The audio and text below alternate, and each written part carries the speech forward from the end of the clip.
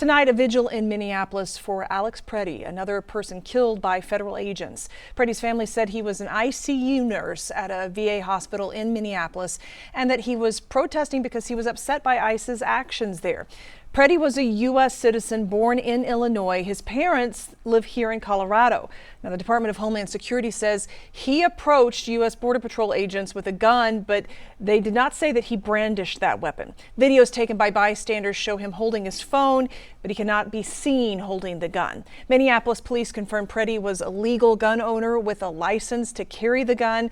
DHS Secretary Kristi Noem described the incident as self-defense for the officers involved. This individual showed up to impede a law enforcement operation and assaulted our officers. They responded according to their training and took action to defend the officer's life and those of the public around him. Now, as protests continue throughout the city, the Minnesota National Guard has now been activated to support Minneapolis police. And here in Denver, protesters also making their voices heard after that shooting. Denver 7's Maggie Bryan was out at a large ICE Out demonstration on the steps of the state capitol to hear what our community has to say. Without skipping a beat, protesters are back in front of the state capitol. No ICE! Calling for ICE agents to leave communities in Denver and across the nation. I'm a proud American, less so at the moment.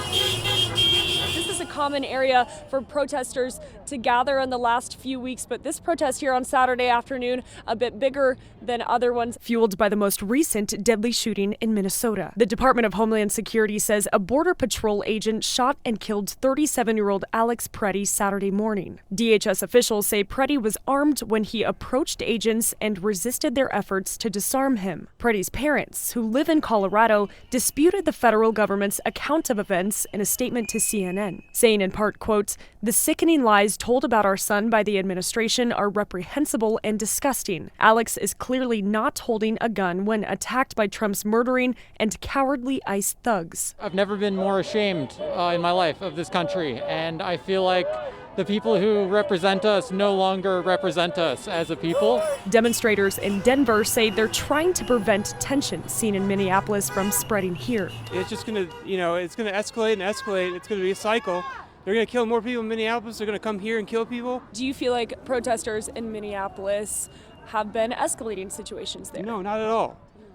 So the people in Minneapolis, they're being attacked. They're responding peacefully. There's a reason that there's 2 dead people in Minneapolis and no dead ICE agents. Other protesters also calling attention to Second Amendment rights and say the man shot and killed in Minneapolis had a right to carry a firearm. There's this mentality that being able to carry and protect yourself in the Second Amendment is not a liberal or left ideal. The last thing anybody wants to see is any amount of violence. But if we aren't standing up in powerful ways, you get walked on. Yeah! We're not going to stop until we see a change. In Denver, I'm Maggie Bryan, Denver 7. And Colorado's Democratic leadership was quick to criticize this latest shooting, calling it horrific. These are just some of the messages posted to social media today. They say these immigration actions are putting the public at risk and that President Trump should call on federal agents to leave. They also call on Homeland Security Secretary Kristi Noem to resign or be impeached. And they ask the Senate to block any further funding for ICE. We've not yet heard from any of Colorado's Republican representatives.